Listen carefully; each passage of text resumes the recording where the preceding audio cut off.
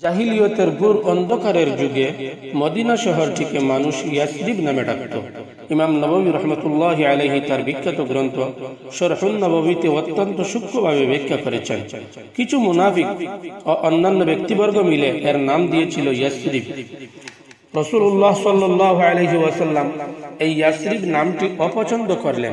এর পেছনে রয়েছে ভাষাগত ও আধ্যাত্মিক কারণ।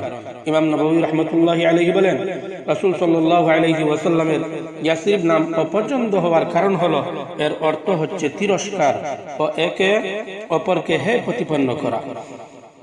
মদিনা হলো জান্নাতের একটি টুকরো, যে শহর হতে যাচ্ছে বিশ্ব মানবতার জন্য শান্তির প্রতীক। তার নামের মাঝে তিরস্কার বা হে প্রতিপন্ন করার মতো অর্থ থাকা কখনোই শোভা পায় না। পবিত্র কোরআনেও আমরা দেখতে পাই আল্লাহ তাআলা মুনাফিকদের সেই কুৎসিত বক্তব্য উদ্ধৃত করে এই নামের উল্লেখ করেছেন, যেখানে মুমিনদের মনোবল ভাঙার চেষ্টা করেছিল তারা।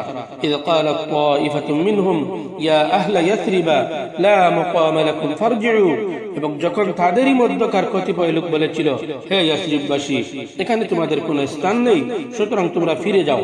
সূরা আহজাব।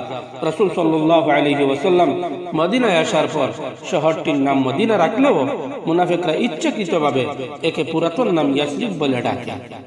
এর মাধ্যমে তারা মদিনার ইসলামী মর্যাদা এবং নবীজি সাল্লাল্লাহু আলাইহি ওয়াসাল্লামের নেতৃত্বকে অস্বীকার করার মানসিকতা প্রকাশ করেছিল।